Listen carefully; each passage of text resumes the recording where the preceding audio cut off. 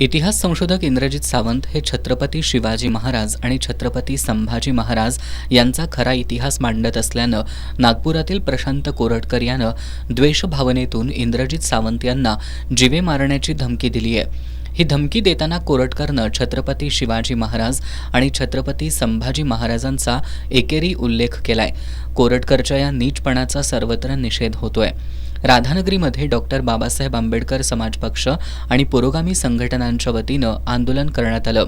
यावेळी समाजकंटक कोरटकरच्या निषेधाच्या घोषणा देत जातीय द्वेष पसरवणाऱ्या कोरटकरला तात्काळ अटक करून त्याच्यावर देशद्रोहाचा गुन्हा दाखल करावा अशी मागणी करण्यात आली।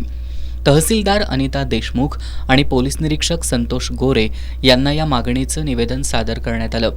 या आंदोलनात प्राध्यापक डॉक्टर चंद्रशेखर कांबळे, आरपीआयचे जिल्हा उपाध्यक्ष भीमराव कांबळे, कॉम्रेड शरद पाडळकर, ॲडव्होकेट विकास खोराटे, एम.एस. कोतेकर, डी.एस. पनोरीकर, बाळासाहेब कांबळे, शिवाजी कांबळे, यशवंत कांबळे, आकाश कांबळे, राजू आणाजेकर, सिद्धार्थ कांबळे, राजू ढाले आदी सहभागी झाले होते।